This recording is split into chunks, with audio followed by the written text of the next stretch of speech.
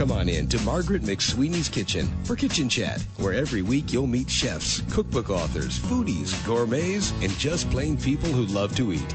And along with laughter, chat, recipes, and stories about food, you'll sometimes also hear words of inspiration, love, and hope.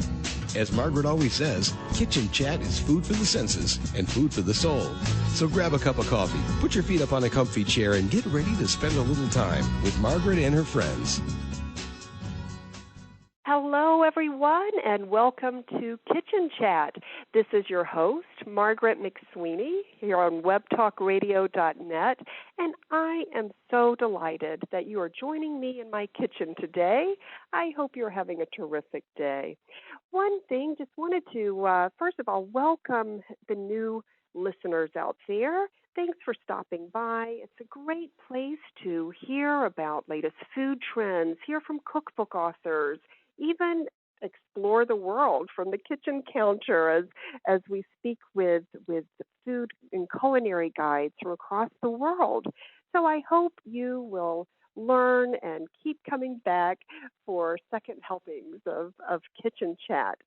By way of disclosure, I am not the world's best cook. I am trying to get over my fear of failure in the kitchen.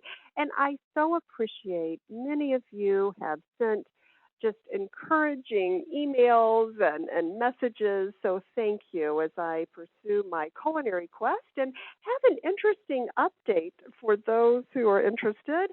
I actually avoided a culinary disaster last night. For some reason, I thought I had purchased pre-cubed butternut squash, but it turned out to be pre-cubed sweet potatoes. So here I'm following this easy soup recipe, had chopped the onions, everything, garlic, everything that was required for making the butternut squash soup.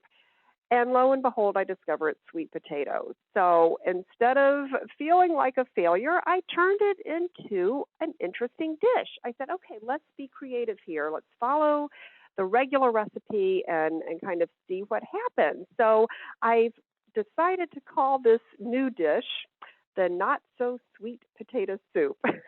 And I had a lot of fun, too, in terms of sautéing some tofu, because I knew I needed to balance the kind of the saltiness of the not-so-sweet potato soup with some type of sweetness. So I got creative again and sautéed some tofu, sprinkled, what did I sprinkle on it? Some cinnamon and ginger, and I sautéed it in coconut water. And it was a really nice balance in terms of kind of a new and different dish. So I just wanted to encourage you out there, don't be afraid of failure in the kitchen. Be creative and enjoy the whole process. Well, today I am just so thrilled to introduce you to our first guest. This is going to be a 2-segment show and kind of, I guess, around the theme of culinary travel. So we are going to travel today from the kitchen into Italy with this incredible tour business person, Jens Bauerle, who I'll introduce in a moment, who has discovered and founded this excellent new business. And also later in the show, we will have a great chat with Rebecca Wheeler, who provides food walk tours here in the Chicago area. So I thought we'd go from Italy to Chicago today, all on a culinary adventure. So without further ado, I would like to welcome our first guest, Jens Bauerle, who is the founder of Gourmet Destinations. Jens, welcome to Kitchen Chat. Good morning, Margaret. Oh, it's so good to have you on the show, and I can't wait for you to take us on this culinary tour to Italy, to Tuscany. Is that right? You provide wonderful culinary tours throughout Italy. An interesting background that I read, Jens, is that you are a former senior executive in international business. And recently, you have started this new gourmet travel business. Could you briefly share with the listeners this kind of switch in careers and what prompted that? Well, that's an excellent question, Margaret. I've been in this corporate career world in international business for quite a number of years. But my real passion has always been in Italy and in the countryside. I enjoyed the food, but more importantly, I really enjoyed how the food came about and what I call the protagonists, the artisans of this world who make it all happen while we're sitting around the table. And what I admired the most about Italians was always that capability of coming together around the table, setting up food in a very simple way, and having a great time no matter what is happening around in the world. So after about 20 years in the corporate career life, I decided that I wanted to go back to what my true passion is, and I decided to set up Gourmet Destinations. Yes, that is just terrific, and that is a big step. And I think it's an encouragement to the listeners out there who are, in this economy contemplating, okay, what is next? And there could be a great adventure out there for them as well in terms of starting a business. So congratulations on Gourmet Destinations. And I love the concept, and I would like to refer listeners to the website, www.gourmetdestinations.com, and I'll make sure I do provide a link on the Kitchen Chat website.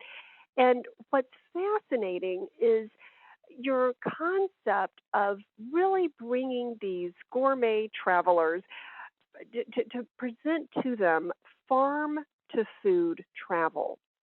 Let's discuss farm to food travel, because it really is a trend in terms of going back to the organics, the farm to table concept, and not a whole lot of the gourmet travel opportunities out there really focus on taking you from the origin to the end product. Many wonderful culinary guides take you to the finest restaurants, and that's a treat. But you take your guest where it all begins. Could you share a little bit about what types of farms you visit and the whole concept that intrigued you about farm-to-food travel? Yes. Well, I haven't mentioned it before so well, but both my wife and I lived for a very long time in Italy. As a matter of fact, we still have a place in Florence, in Tuscany. And what you do when you are an Italian on Sundays and on weekends, you discover the countryside. That is a very typical Italian thing to do. We did the same, and as I said beforehand, I was always very passionate about it and meeting people and talking to them. So what Gourmet Destinations in a nutshell really does is we are going to take people to share these experiences with a lot of insider knowledge and a lot of in-depth research in a way that they normally would not be able to experience on their own. That includes. So what would be an example, Jens, of something that one of the travelers could anticipate? What would be a typical itinerary? Well, for example, we take people to organic farms and non-organic farms, but we take them to people who normally are not in the tourism industry.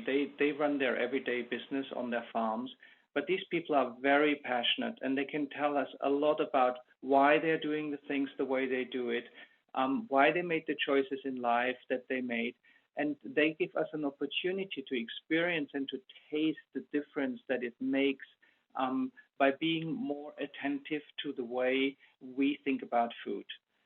That is one example. We go on truffle hunts with a truffle hunter. We are going to meet a chef who will give us a cooking class and impart us with his ingredients, secret ingredients.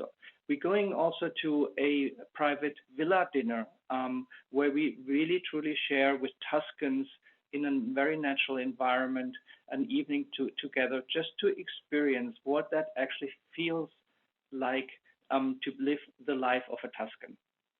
It really is an authentic experience, and I know that your themes that you discuss, they're on your website: authenticity, simplicity, fun, experience, responsibility, and excellence. I think you really capture that food travel and the essence of that. It's so intriguing too, and looking at your website, and perhaps this is one of the artisans, and I love how you refer to the farmers and the other food people involved in the food industry as artisans. It truly is a craft and something they espouse and live. And in your website, you discuss Pepperita, the organic farms for chili peppers. Yes. And how could you share briefly the story about Pepperita and the artisans on that farm? Well, Pepperita is a young lady, Rita, and she decided that she wanted to do a farm of organic peppers, chili peppers. Chili peppers are used very much in Italian cuisine, but normally what you buy in the supermarkets is very industrially produced. So she came up with the theme of growing her own peperoncino, as they call it in Italian, so chili peppers. She opened her own restaurant based on the subject, and she is producing her own chocolate. Your listeners probably have seen in supermarkets now chocolate that have chili pepper taste. That is the kind of chocolate that she also produces, and she's a delightful woman who really, with a wonderful idea, instead of growing wine or things where she could make a lot more money, she decided that is her passion, and this is a delightful encounter with such a person. Oh, and what a unique experience for the travelers to visit a chili pepper farm in Tuscany. I just that just intrigues me, that chili pepper, and I did not realize chili peppers are such an essential ingredient in a lot of the Italian dishes. That really, I thought it was mainly garlic, but so what types of dishes would chili pepper be featured in? Well, you do chili peppers a lot in pasta sauces. You put chili peppers also in meats to spice them up, and sometimes you use a little bit of chili pepper in very small dosages also on a fresh cooked fish. Wow, and is there a difference in taste from the chili peppers there in Italy and those, for example, in Mexico and places where I typically think they would be prevalent? Is there a distinguishing taste between the two? Absolutely. The Italian chili pepper is not as sharp and not as spicy as Mexican chili peppers are. It's a different family. I forgot one of the places people are probably familiar with chili peppers in olive oil. You put chili peppers into the olive oil bottle, you leave it in there, and that gives it a bit of spice. And often pizzas are actually sprinkled with olive oil that has the spicy pepperoncino on it. Yes, it is different. It is, let's say, for our Western taste or for our North American tastes, a little bit more acceptable because it's softer and gentler. That is intriguing. And is Italian chili pepper easily available in the markets here in the United States? Or is it a specialty store you need to frequent, or a special order? Well, there are various ways here. You can go to specialty stores. There are many Italian shops that carry Italian chili peppers. Another good place is also to go to the restaurants and ask them where they get their chili peppers from. That's a great resource in terms of going to the restaurants to ask where they source it. That's great. Well, and I'm so intrigued, too, before we continue this culinary tour, about chocolate, pairing chocolate with chili pepper. And so this is what Pepperita has done, and is exporting it to the U.S. I don't know if she's exporting it. She's a small business. Okay. And we concentrate on companies that strike us more for their authenticity than for their worldwide reach. But she does chocolates, Italian chocolates, so not Belgium or French or whatever, but Italian chocolate with spicy flavors. you find similar chocolate also in the United States, and it's delicious. It's actually really nice to pair the sweetness of the chocolate with some kind of a spicy undertone. Yes, and that seems to be a trend too that is taking place with the sweet and the spicy pairing. And when your guests, the travelers, visit Pepperita's farm, do you sit down and sample some of the food then? Well, generally, no matter where we go, which farmers or purveyors or artisans we meet, there is time for conversation, for questions. And there's also time for a lesson. I give you an example. We are meeting with a very delightful, very young lady. She learned to understand the nature of wild herbs from her grandmother and was so passionate about it that she now prepares for us specifically a wild herb salad, and she explains all the health benefits of this herb against that herb and what you have to be considering if you have certain problems in your life. And we're sitting together and we have a chat and a conversation, and it becomes very personal and individual. And that is why we travel in small groups of 6 to 12 people, because we want to make sure that each individual traveler gets all the attention and all the time necessary to make this really very enjoyable. Oh, that is a great combination there. And what about the language barrier? Is there a translator on site, or is everything conducted in English or a variety of languages? How does that work? Well, this is a huge shift in the younger generations of people who work in the countryside. A great majority speaks English. However, just to make sure that, because English can be, as we all know, traveling abroad, English can be a variety of shades. We have local guides with us throughout the trip, and I personally will be on the trip to make sure that nothing gets lost in translation. That is great. That is so important. Now, I'm intrigued to hear about the private villa dinner.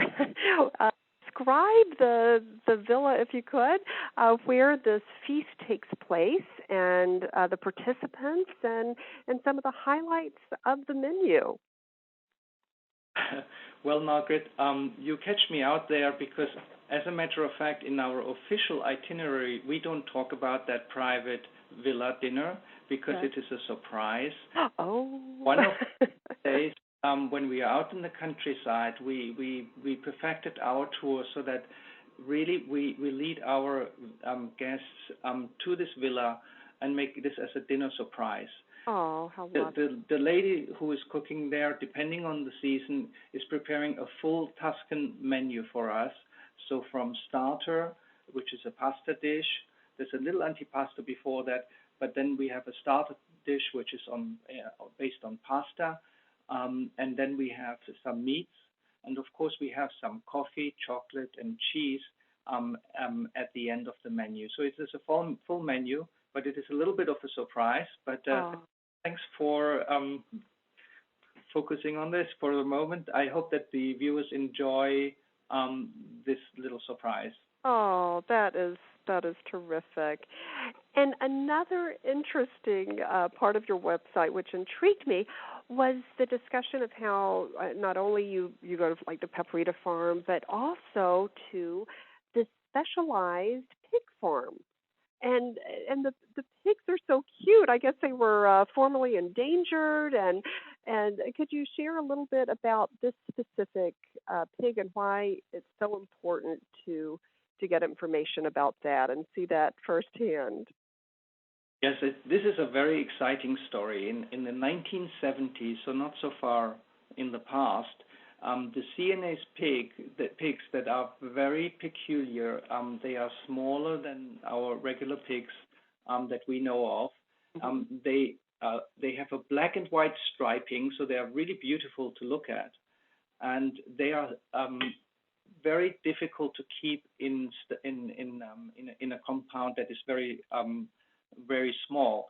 So they live half wild in nature, and because of that, in the industrial stages of 70s, 80s, farmers were abandoning them. They were too costly to maintain. The yield, even in that world, there is this parlance. The yield was too low, and literally all farmers abandoned them to the point where they were near the point of extinction. Wow. In the 90s, with very few Sienese pigs left, there were a few farmers who made the effort, and took the initiative of raising these Sienese pigs again. And today you can see them on some select farms, and they are really beautiful to see. And we are going to taste as well their meats, their hams, the charcuterie, and it's a very, very interesting experience. Oh, that is intriguing. Now, what is the taste difference between this specific pig? What does it yield? I mean, is there a sweetness, a tenderness? What is the I guess that je ne sais quoi quality about this pig? Well, first of all, there is less fat. Because these animals are not raised inside the farm. They have a huge area. It has to be half wooded. So they eat a lot of nuts and chestnuts and corns and things that are found in nature, which means that their meat is less sweet. It is much more fiber rich, and it is much less fat. It's really delicious to taste. And if I put next to you a prosciutto made by a pig as we know it and by a Sienese pig, you would immediately know the difference. That is so fascinating. Oh, and we will do that actually. Wow, this just sounds like such an intriguing opportunity for those on a culinary quest who are looking for a unique experience and an authentic one, to travel with Gourmet Destinations. And you can go online to gourmetdestinations.com to check out the schedule and the itinerary, but typically it's 7 days, 6 nights. At a designated area, and it's Tuscany each time, or do you provide additional tours besides that? Well, for 2012, we have 5 trips to Tuscany. We are working on an itinerary later in the year to the northwestern area of Piedmont, and hopefully we are going to add more regions in 2013. Wonderful. All in Italy. So to get a taste of Italy, an authentic, behind-the-scenes taste from farm to food, I encourage everyone to check out the opportunities with gourmetdestinations.com and the tours that Jens Bauerle personally gets involved in leading and organizing, as he is the founder of this great business. Now, real quickly, Jens, is there a favorite dish that you absolutely love from Tuscany? Well, if you go to Tuscany, you probably have to like meat. Tuscans love to eat meat. In the winter months, one of my favorite dishes is actually guinea fowl with artichoke hearts. That's absolute delight. And with that, you drink a beautiful glass of a Chianti wine. That is for me a dish that I could eat 100 times over. Oh, now what exactly is a guinea fowl? A guinea fowl is a wild bird. Mm-hmm. It's in the same. I don't have the words for that, but. Like a pheasant, or is it large or small? Is it like a quail, or? No, it's similar to the pheasant. Okay. And it is very, very rich in flavor. Just the meat itself, it's tender and rich. Huh. And so this is a wild bird then? This is a wild, but you can buy this even here in the United States. You can buy guinea fowl if you go to the markets. In Chicago, there is a market where you can buy that as well. And where in Chicago can one find a guinea fowl? Which market? You're catching me out there. Oh, Margaret. I'm sorry. But what I can do is for people who are interested in the recipe, I could create they can send me an email to info@gourmetdestinations.com, and I can send the recipe together with the places where in Chicago you can buy guinea fowl. That would be great. That would be How would terrific. that be? Yes, so info@gourmetdestinations.com for those of you who would like the recipe for guinea fowl and the places in the Chicago area where you can find it. And I know many of you are not in the Chicago area, but still might be interested in the recipe. Oh, Jens, I have just learned so much. Thank you for this incredible tour of Tuscany. I encourage the listeners to check out gourmetdestinations.com, and the cost, as I understand, is listed on your website, is a little under $5,000, and that includes 7 days and 6 nights in Tuscany, all accommodations, food, transportation within Tuscany, and all just an incredible experience. So thank you so much for being on Kitchen Chat, Jens. Thank you so much for having me on your show. Thank you. As I mentioned on my last show, I have made a public announcement here. One, as the old listeners know, I am probably the world's worst cook. And the irony does not escape me that I am hosting Kitchen Chat. But, I want to encourage everyone, you're never too old to learn anything. And with that in mind, I am determined to really learn how to cook before my 50th birthday, which is on March 22nd, 2012. So a few months to go, but not very long. So I appreciate all of your encouragement. And in the effort of learning more about food and cooking, I have invited a very special guest today on Kitchen Chat, Rebecca Wheeler. Let me tell you a little bit about her. She has been teaching cooking classes for 10 years, and she earned a master's degree from the University of Chicago with a focus on anthropology, and is particularly interested in the link between food, culture, and family. And in addition, she actually leads food walk tours here in the Chicago area, and she'll be sharing a little bit about that.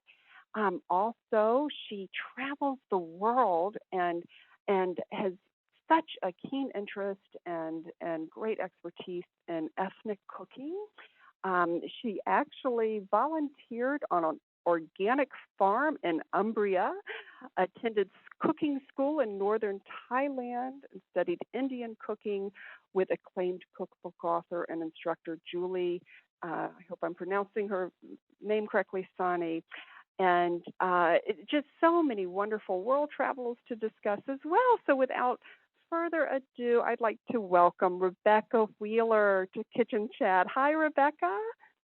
Hi, thanks so much for having me. Oh, I'm so delighted you have stopped by in my kitchen, and I just can't wait to discuss all things culinary with you. I mean, this is amazing. a world traveler, a cook.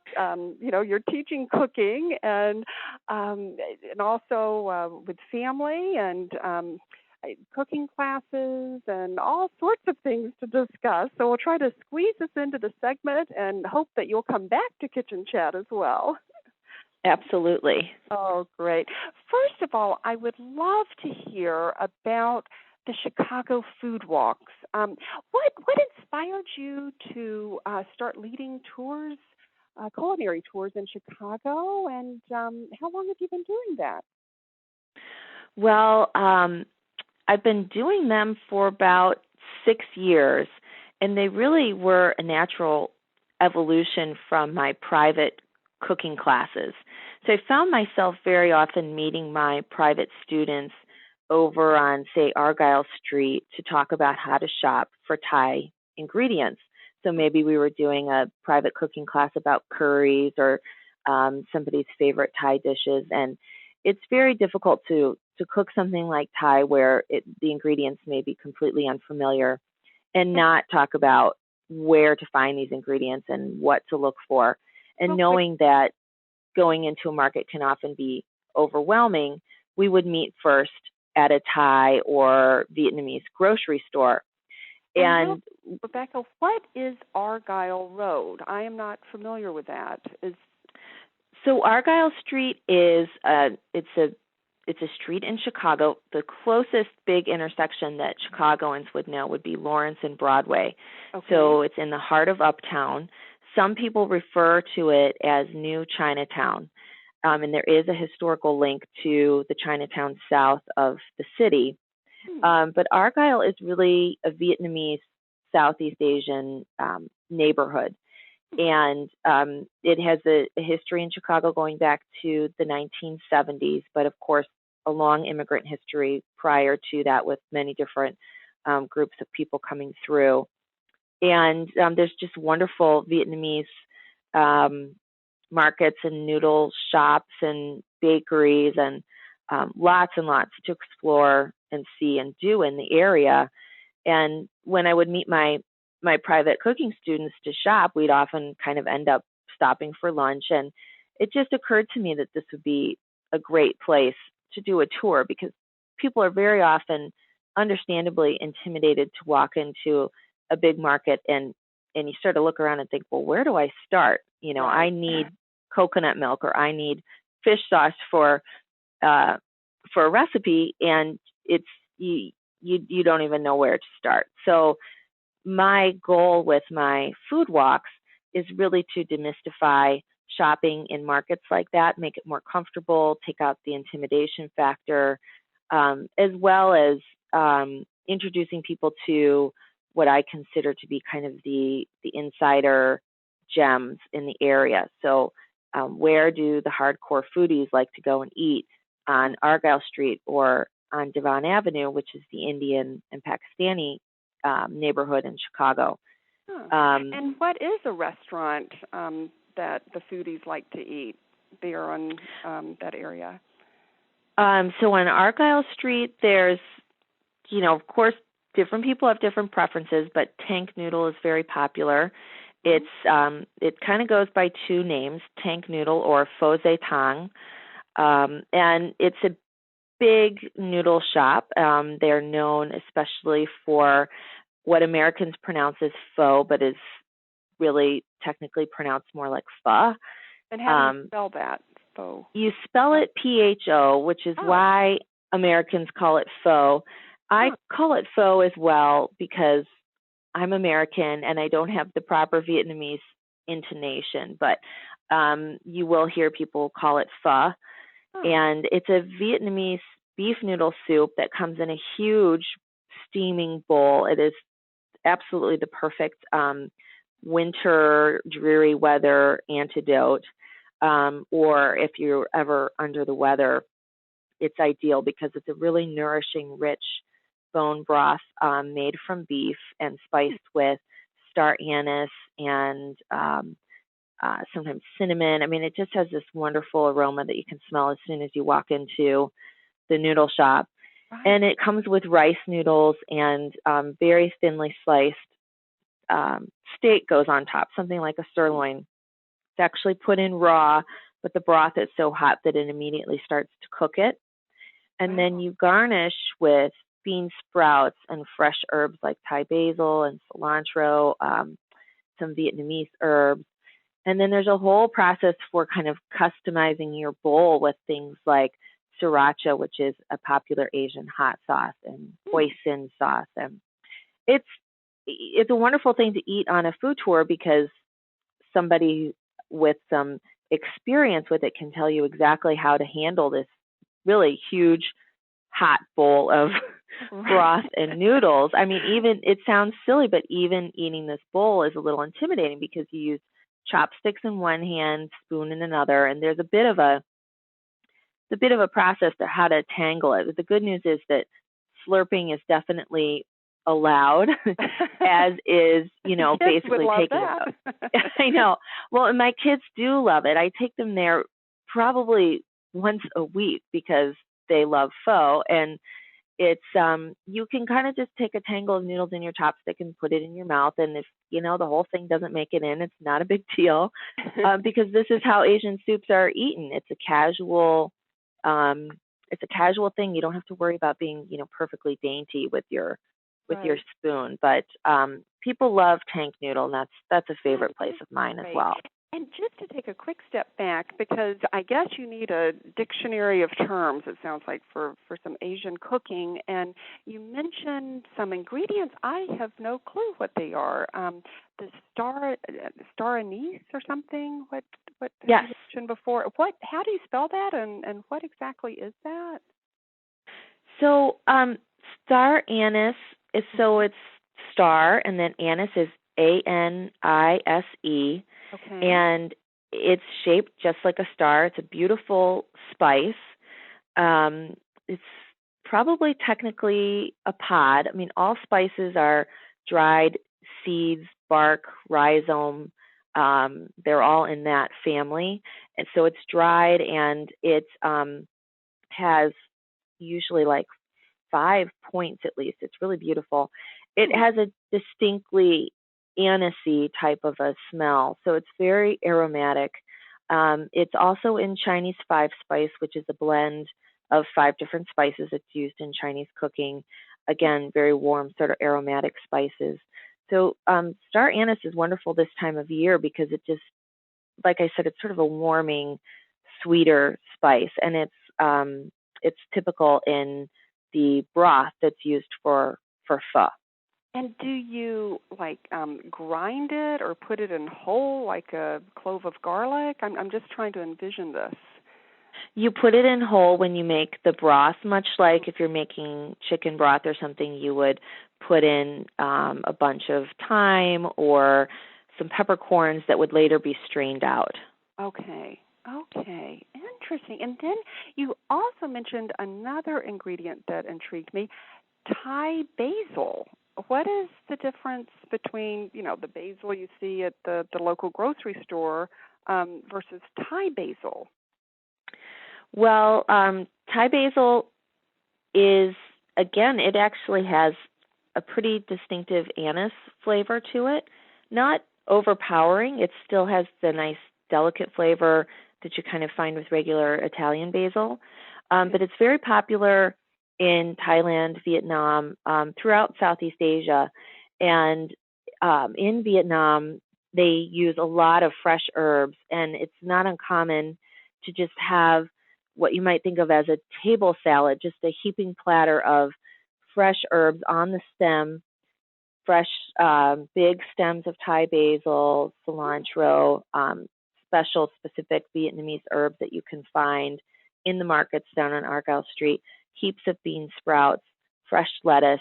And these things would either be, the leaves would be plucked off of something like Thai basil and put into your soup, or a lot of Vietnamese dishes will make use of rolling. So you might take a lettuce leaf and wrap it around, say, a spring roll and put a couple herbs in there and kind of eat it as a bundle, or you might roll up pieces of meat.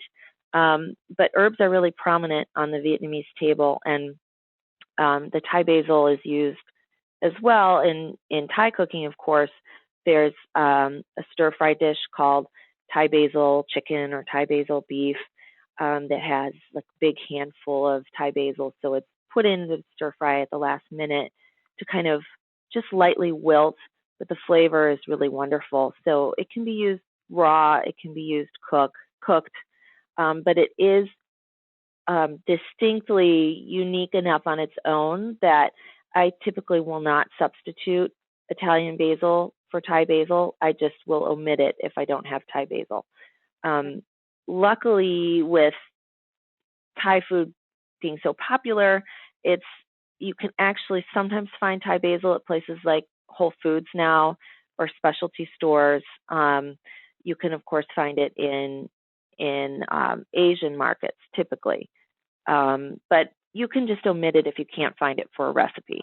Okay, so or go to Argyle Street and take one of these Yes. food walk tours. This is just fascinating. And so you just discovered these markets and wonderful places on your own? I mean, have you been in Chicago for a long time, or how did all that happen? Well, I lived in Edgewater, which is I don't know, on the north side of the city near Loyola University, and it's a pretty big neighborhood in the city, and uptown is just adjacent to Edgewater. So for years and years, I lived about 3 blocks from Argyle Street, and would walk there and shop there on a regular basis. And then when we moved within Edgewater, I lived just off of Devon Avenue. So for 15 years, I've lived in the Edgewater neighborhood, which I kind of considered like a incredible epicenter of ethnic cooking. We have, you know, close proximity to Devon Avenue in the Indian Pakistani neighborhood, close proximity to Argyle Street with the Vietnamese area. We have amazing Ethiopian restaurants in Edgewater. We have large Hispanic community. So there's just a lot going on in the north side of Chicago that's interesting. And so for those 15 years that I lived there, this is kind of where I shopped and, you know, would go out to eat with friends and family. And we recently moved to Evanston, which has been wonderful for our family, but my children still go to school in Rogers Park. So I'm still in the city pretty much on a daily basis, shopping and cooking and doing everything that I've done for years. I mean, that's like that's the heart and soul of what I do, is meeting store owners, getting to know them, eating there, shopping there, supporting their businesses, because that's what excites me and interests me. Like yesterday, I was in one of my favorite markets tracking down Mexican chocolate to make a mole this weekend. So, and which market was that? What's your favorite market for Mexican ingredients? Well, it's a Cuban-owned grocery store called La Unica, UNICA. It's on Devon Avenue near Clark, and it's just like a gem of a store. I mean, it has a lot of ingredients you would need for Mexican cooking, of course, for Cuban, but it has an attached lunchroom that you would typically not know is there, but it's a type of place that cops and firefighters know about, and of course, you know, local people who live around that area. The food is amazing. It's like the real deal, homemade Cuban food, and they have some Mexican, and I think maybe even a little bit of like Peruvian, but the food's fantastic. Unfortunately, I didn't have time to eat yesterday. I was dashing in for the Mexican chocolate. But for me, this is the most, you know, exciting and gratifying part about living in Chicago. It's our neighborhoods. And I never get tired of exploring them. And that is just so neat. And just so our listeners know, please visit Rebecca's website, RebeccaWheeler.com, and you have a tab there about your Chicago food walk. So for those listeners in the area, or for those traveling to the area and interested in a Chicago food walk with Rebecca, definitely contact her. And you take up to 8 people, is that right, per food walk? Yes. Great. And it's really just a private culinary walking food tour. That is just so exciting. And what was the place that you took a group which they were just most amazed by? I mean, that they were like shocked to see this within Chicago, and put it on a must revisit list. Well, I mean, I think that probably every person that's been on one of the food walks would have their own input as to what, you know, was really exciting and interesting to them. Overall, a lot of people find that they just are much more comfortable going back and exploring more on their own, or returning to a place that they were particularly, you know, into. I do get a lot of feedback that on the Argyle Food Walk, people return to Ballet, which is a Vietnamese bakery sandwich shop place that we visit on the tour, and we have a Vietnamese sandwich, which is called banh mi. When we learn about the history. How do you spell banh mi? banh mi is spelled BANH and separate word MI. Mm-hmm. And they are these wonderful Vietnamese sandwiches, and we learn all about the connection between those sandwiches and your traditional sort of Parisian baguette sandwich, which has to do with the French colonialization of Vietnam and the culinary influences that they left behind that are still a very important part of Vietnamese cuisine in general. And the sandwiches are delicious. They're very affordable. They're, I think, $3.50 or $3.75 per sandwich, and I think a lot of people end up going back again and again. And a lot of people end up going back again and again to Tank Noodle as well. Mm-hmm. On the Devon Avenue Food Walk, a lot of people are excited about the Pakistani barbecue place that we visit, and they, for the first time, they may be seeing a tandoor oven, and we get to go into the kitchen and actually see the guys cooking and see what that looks like and learn about some of the differences between Pakistani and Indian food. And so I think that people really enjoy that stop in particular. But for each tour, it's fun to get feedback from people on what they liked in particular. And in Chinatown, it might be something different from on Argyle Street. Mm-hmm. So I enjoy hearing what people, especially when they're returning to an area, I like to hear about where they go and what they do and what they eat. But it's so neat that you help everyone get over the intimidation of an ethnic cuisine and just giving them a behind-the-scenes tour and getting them comfortable with the names and what they mean in terms of like banh mi and the ingredients and just really it sounds like you give people such an ease of returning, which is great, and to explore on their own as well. Yeah, so that's is definitely the goal. Yes. I really want people to walk away with an excitement about coming back,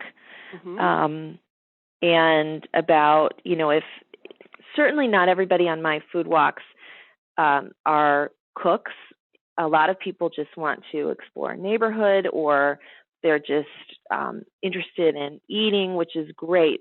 For those people that are interested in cooking, I really want them to have a sense that, you are welcome in these markets. People are happy to help you. Here's how you can go about getting the assistance you need, finding, ingredients. And I want them to feel, excited and ready to come back and do their shopping so that they can go home and learn more about whatever cuisine it is that we're talking about, because every ethnic cuisine has recipes that are approachable and within reach for any home cook. The difference often is that the challenge, I should say, is how do I get these ingredients? Yeah. But we have access to all of that in Chicago. If you live anywhere near Chicago, you have access to everything you could need to make just about any world cuisine. And that's what's so exciting. And in all of these neighborhoods, Chinatown, Devon Avenue, and Argyle Street, you have local communities of Chinese or Pakistanis or Vietnamese people that are driving from, it could be hundreds of miles away to come and shop in these neighborhoods on the weekends in particular. So, for example, I talked to a young Pakistani man who was on one of my tours, and he said his parents drive from Minneapolis every few months to buy their meat on Devon Avenue. And that's pretty far away, but it's not uncommon at all for people to drive from Indiana or Michigan to go shop on the weekends to stock up on what they need. So we're really at sort of an epicenter of ethnic food, which is great news for people who are really interested in cooking. Yes, and speaking of those people who are interested in cooking, I love that on your blog you list some recipes. So there's a Thai banana fritters, and you provide the recipe and even a picture, and I guess you serve it over Haagen-Dazs vanilla ice. Yeah. Which sounds great. Right. Along with some good farmers market honey that you mentioned. And so you really make things accessible. I would never, have realized, oh, wow, this is a Thai dish and influenced with the Southeast Asian cuisine. And so this is great. So I encourage everyone to visit her blog as well on RebeccaWheeler.com and get some insights into that as well. I am so intrigued, and we just have so many things to talk about. I really hope you will come back on Kitchen Chat. But I was so intrigued, Rebecca, to read that in 2009, you were awarded the Barbara Trop Memorial Internship in Beijing, China by women chefs and restaurateurs. How did that happen? And is this just kind of, something that culminated your interest in Southeast Asian cooking, or you were doing this well before then, and that was just the icing on the cake, or how did that come about?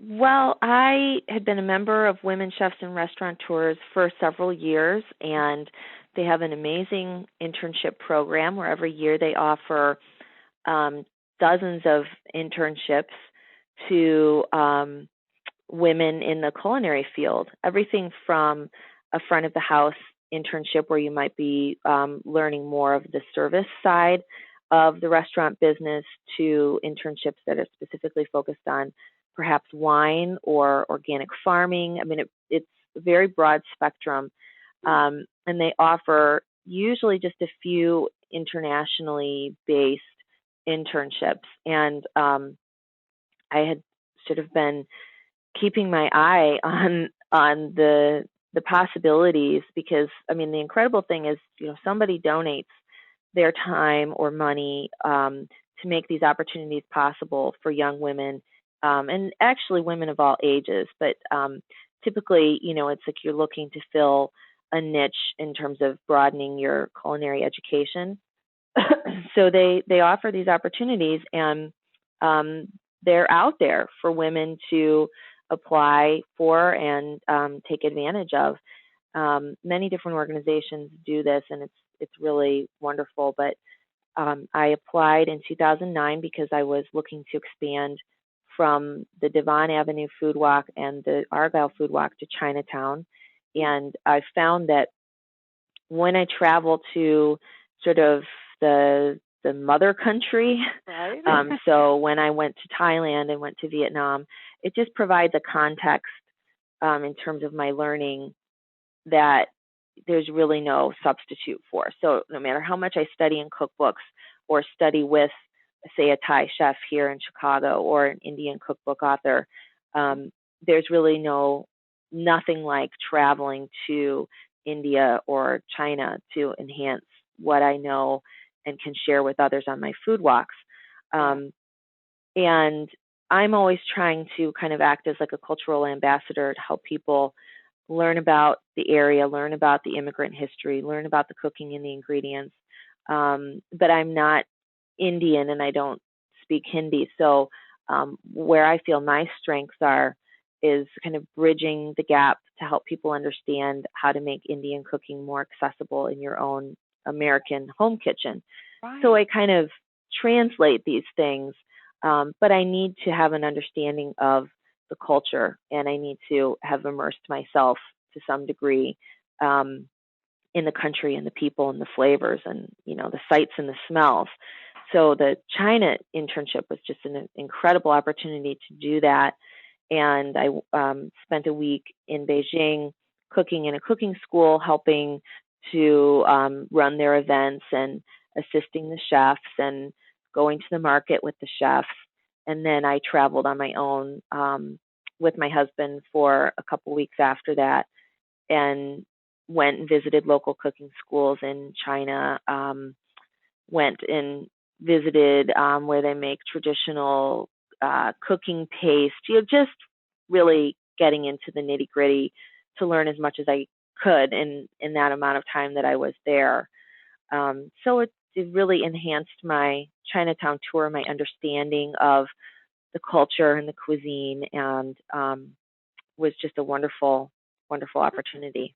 So you really bring an authenticity and your own experiences from having traveled to these places to the food walk tours. I think that's amazing, and it's also so neat how you're tying in your master's degree from University of Chicago and relating culture to food. And there's a tab, listeners, on RebeccaWheeler.com, the website, click travel, and she just has these beautiful pictures and discussions about her culinary travel. I just think, there's so many things to talk about here. Another thing that just intrigued me, and I would love to do a show one day too about the female chefs. I just think, that I think that is so neat, and I'm glad to hear about this organization, Women Chefs and Restaurateurs, which covers a worldwide opportunity there. But a couple of things I should mention. Your professional kitchen experience includes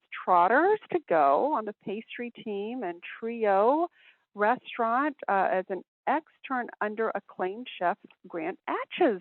That's just so amazing that you've had such an excellent experience with that. And another thing that really intrigued me, and I know we're short of time here, but part of Kitchen Chat, we have a little subtitle, Kitchen Chat, Food for the Senses and Food for the Soul. And you just provided incredible food for the senses, and I can't wait to, first of all, sign up for a tour with you, but learn and explore Argyle Street and the markets there. But one thing that really touched my heart in looking at your website, Rebecca, is that you really reach out charity-wise to, what is it, for some youth at risk? Blue Sky Inn, you're a board member of Blue Sky Inn. Oh, yeah. Profit Bakery, dedicated to serving at-risk youth. Could you just share just a little tidbit about that and that organization? Sure. Well, Blue Sky Bakery provides job training programs for homeless youth, and they do a 12-week program in the kitchen, actually baking for the bakery. It's very often their first job experience, and that really is the goal, is to give them some concrete skills, some actual job training, and whether they actually go on to do something in the culinary field really isn't the main concern. The main concern is to help give them the skills and give them that first sort of stepping stone to help them then move on to a paying job. So it's a wonderful program, and incidentally, the food is wonderful at the bakery. Very delicious pastries that they turn out, and also we have a catering program, so it's a great place to get like a corporate lunch catered or a bridal shower or something like that. And it's the bakery is on Lincoln near Addison in the city. So I've been involved with that board for just about a year now. We also sell pastries at a couple of area farmers markets, which have just wound down for the season. But the youth sell the pastries at the farmers market along with staff member or board member from Blue Sky, and they're in the kitchen learning the concrete skills that come out of being in a kitchen, which of course are many. It's a great place to learn some of the essentials for interacting with other people, and all of the basic critical things that come with learning how to be job ready. Right. And I'm also on the board of the American Institute of Wine and Food, and I co-chair a program that helps educate middle school children about food and nutrition, farming, and some practical kitchen skills as well. So that's a lot of fun. I like working with kids very much. Oh, and that will be a whole new topic of discussion for another show. There's just so much to learn from you, Rebecca, and I can't wait thanks. to hear on a future segment, which we definitely will have, listeners, is tips for moms, because you are balancing so much, all of your professional explorations and commitments, as well as having a family at home and preparing food. And I know that is just the heart and soul of you as well, in terms of good food and enriched food. Definitely. And that's so important for growing kids. So we will have another future segment for Kitchen Chat on that. But thank you so much, Rebecca, for being on Kitchen Chat and sharing some highlights about your food walk tours in the Chicago area. I encourage everyone, go to RebeccaWheeler.com, check that out. Check out some of the recipes on the blogs and her culinary travels. You will just explore this website for a long time. It's just terrific. And Rebecca, thank you again, and wish you all the best. You're welcome. It's my pleasure. Yes, look forward to staying in touch. And a real quick note is Wendy Lynn, who is the founder of the Paris Kitchen and provides the culinary tours in Paris, was the one that connected us. So a big shout-out thank you to Wendy Lynn for connecting me with you, Rebecca, and I look forward to learning even more and signing up for one of your cooking classes so I can meet my deadline of learning how to cook before my Definitely. I can help you get that underway. That will be great, because I need confidence and competence in the kitchen. Oh, well, thank you so much, listeners, for tuning into this show. I love to hear from you, so please keep those questions and comments coming my way on the Kitchen Chat Show here on webtalkradio.net. And I hope you all enjoy just a special time of year as the holidays are approaching, and wishing you and your family all the best as you gather in the kitchen. And during those special moments of gathering together, remember, everyone, savor the day. Thank you for joining us today. If you're interested in Margaret's books, A Mother's Heart Knows, Pearl Girls, Encountering Grit, Experiencing Grace, and Go Back and Be Happy, please just click on the covers on the webtalkradio.net page in front of you. Margaret would love to connect with you and hear from you, so join her on Twitter, Facebook, her blog, or click on this website to leave a note and share a recipe. Thank you again, and we'll see you here again for a new show next week.